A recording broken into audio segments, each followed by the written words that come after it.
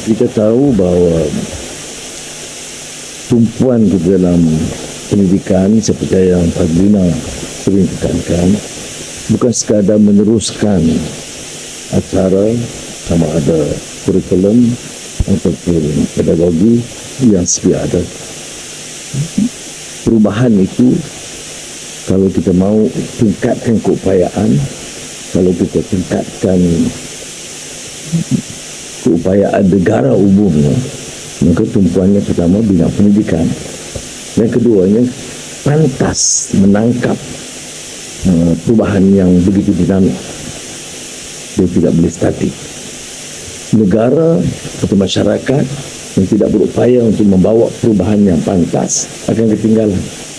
Sejarah tamadun dunia begitu rupa, baik Islam atau Cina atau India atau Afrika, pernah gemilang, tapi kalau tak sempat pantas menangkap keperluan perubahan, kita akan ketinggalan.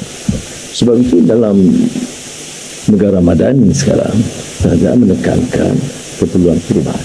Tapi mana-mana perubahan bila kita lakukan, dia tidak mudah. Baru-baru ini saya dalam salah satu mesyuarat saya panjangkan teori tentang perubahan. Teori perubahan itu dua. Tidak semua orang sedia terima. Bunyi sedap kan? Perubahan, islah kalau dalam Quran, Nabi doa Nabi Allah Syuaib alaihissalam, in uridu illa islah mastata'. Maknanya aku doa sedaya upaya aku lakukan perubahan. Islah sedaya upaya aku. Maknanya ada perubahan.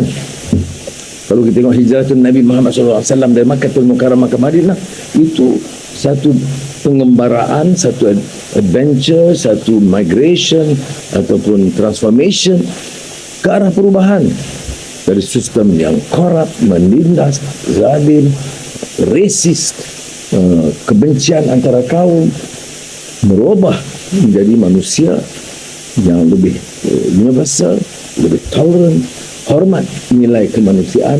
Walaqad karramna bani Adam. Okey. Dia tengok saya macam meneropong dalam bulu. Dari mana Allah angkat darjat Nabi Adam itu sebab apa? Sebab nilai karamah insannya, humanity. Ini ada relevan yang saya nak panjangkan sedikit, dan saya nak bagi ruang kita ada dialog, dengar pandangan anak-anak. Apa yang saya tekankan di sini ialah, saya sebut tadi teori sosiologi, syarah lebih pandai bersalah, iaitu ada kelompok yang sedia menerima, senang menerima perubahan, dan bahkan kadang-kadang menuntut perubahan. Kalau dia baik, dia nak lebih baik. Kalau dia wara, menyempurnakan solat, dia nak sempurnakan dan tingkatkan amal dia. Kalau dia rajin membaca, dia nak baca kuat ni. Itu yang disebut propensity, kegairahan, keinginan, hasrat untuk melakukan perubahan. Itu satu pihak. Satu lagi itu resistance to change. Dia tak mahu perubahan. Dia kolot, jomut. Dia terperangkap dengan pemikiran usang dan lama. Dan apa saja perubahan dianggap satu cabaran. Ini kenyataan secara dunia.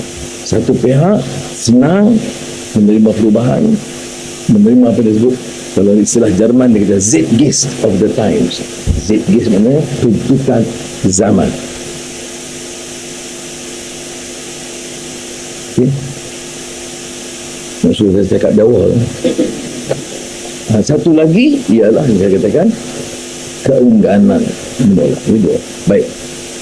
Bagi kita biasa yang terdedah dengan pendidikan moden, kita anggap yang menolak dan enggan menerima perubahan ini selalunya orang kolot lah, orang tak ada pendidikan, orang kampung, orang masyarakat tradisional.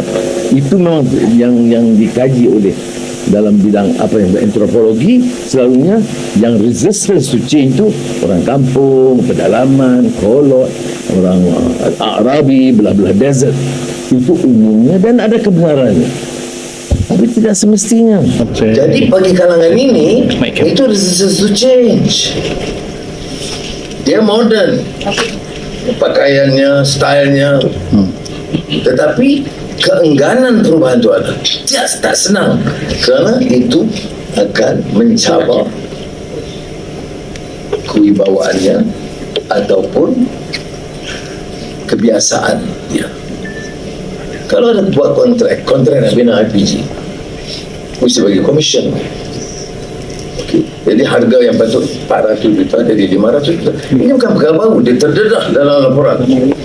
Dan kita dalam kerajaan sekarang betul-betul saya kata perang, not popular. Ramai yang tidak senang. Tengok dalam debate parlimen, jarang yang sokong Anas. Dia terpilih ni, tapi ini yang Melayu ni, Cina, dia gaduh soal lain. Tapi ini realiti. Bagaimana kita boleh bicara dalam pendidikan? Apa dia masalah pendidikan? Dia jadi manusia yang baik, betul. Kepakaran now digital. Kartini pula minta pula lagi fasiliti apa dia pula. Okay.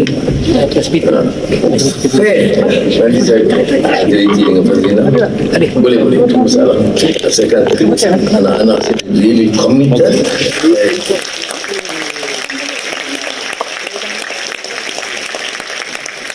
Itu kalau orang Jawa bilang gampang pak, dari buang-buang membazir lebih baik tumpu untuk mengangkat mutu pendidikan anak-anak.